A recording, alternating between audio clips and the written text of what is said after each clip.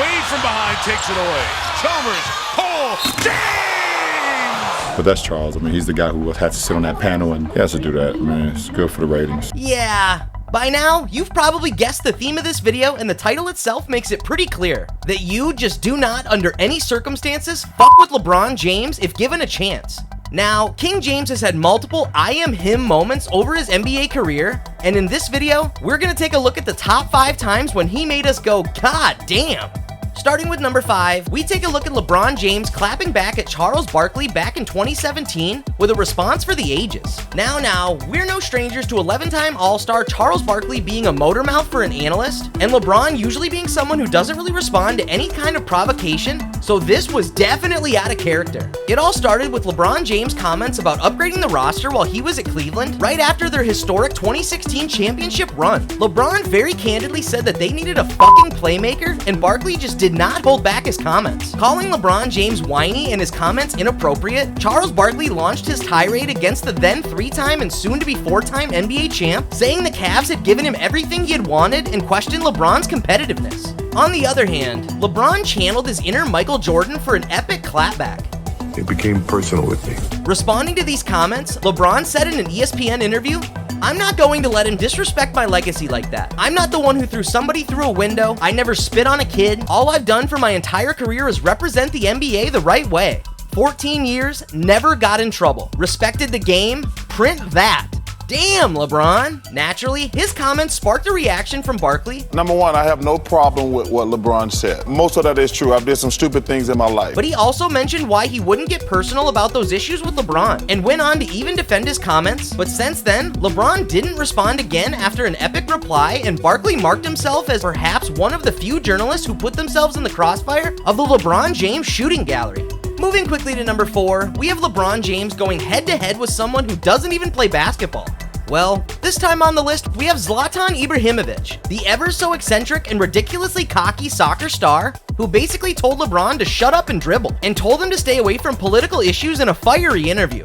But I don't like when people, when they have some kind of status and they do politics at the same time what they're doing. I mean, do what you're good at. Was it needed? Probably not. Was it well received? Definitely not. Was LeBron's reaction to it any less brilliant? Certainly not. King James gave Zlatan a piece of his mind, calling out his hypocrisy, highlighting Zlatan's own comments about racism in the past, and acknowledging how he understands the value of the platform he's on.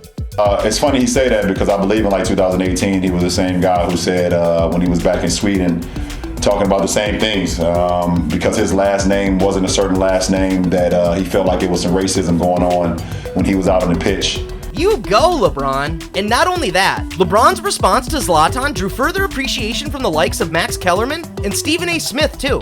A successful and classy W? 100%. Which quickly brings us to number 3 on this list. We have a rather recent victim in the LeBron James Rogues Gallery, and this one is so bad that not only did this cause potential physical injury to LeBron's groin, but the whole incident played out in such a way that LeBron perhaps didn't even need to say a word and showed this person his place directly on the court. Folks, you got it right. This is the legendary episode featuring the former Memphis Grizzlies man, Dillon Brooks. It all started when Dillon Brooks thought it'd be a great idea to poke bears, calling LeBron old and saying he won't respect anyone until he drops 40 on him. I don't care, he's old. All this came after the Grizzlies had tied the series 1-1 with the Lakers, who were the 7th seed compared to the Grizzlies' 2nd seed. LeBron, true to himself, once again, took it personally. In Game 2 and 3, LeBron came, he saw, and he conquered. Brooks was ejected for a foul on LeBron James and striking him in the groin in Game 3. The Lakers went on to win the series with a 4-2 margin, and Brooks was ultimately shipped off to the Houston Rockets. Yikes! You really do not mess with the king. Now, before we reveal our top 2, we would just be so thankful if you could smash the like button on this video and subscribe to our channel for more such interesting content around the NBA and to join our growing community. Dillon Brooks hadn't subscribed to our channel, and look what happened to him. So hit that subscribe button now. Moving quickly to our top 2, we revisit the iconic 2016 championship run that LeBron James put up with his Cleveland Cavaliers, becoming the first team being 3-1 down, and then coming back to win 3 consecutive games to win the finals 4-3 took some special effort from LeBron, including having back-to-back 41-point games, but it all started when Klay Thompson said, "I guess his feelings just got hurt." LeBron responded with a chuckle after Game 4 as the Cavs were down 3-1, and that spelled endgame for Klay Thompson and the Warriors. A monumental effort made Cleveland a city of champions after a 52-year championship drought, and LeBron's block on Andre Iguodala in Game 7 was immortalized, proving once again that on the basketball court, you gotta be really careful when you're trying to trash talk LeBron. And finally, at number 1, this vicious humiliation is so bad that an entire city in the NBA is now renamed by fans, thanks to none other than King James. And yes, it's the ultimate disrespect, and yes, we're referring to the LeBronto era of basketball. It all started when LeBron James scored 56 points against the Toronto Raptors back in 2005, and from then on, the domination took its flight. Ranging from shutting down Chris Bosh's heckling girlfriend in 2008 to staying undefeated against the Raptors in his entire Miami Heat tenure with 14 straight regular season wins, to then eliminating them in 3 straight playoff series, in 3 consecutive playoffs with a 12-2 record in the postseason and a 42-16 record in the regular season. Fans recognized this torment and just started referring to Toronto as LeBron's playground, which eventually just came LeBronto. Insane? Absolutely. Very few players dominate a single team like that, and especially with this many highlight reels. 3 seconds to go. Throws up the floater. Good night, Cleveland. That is for you.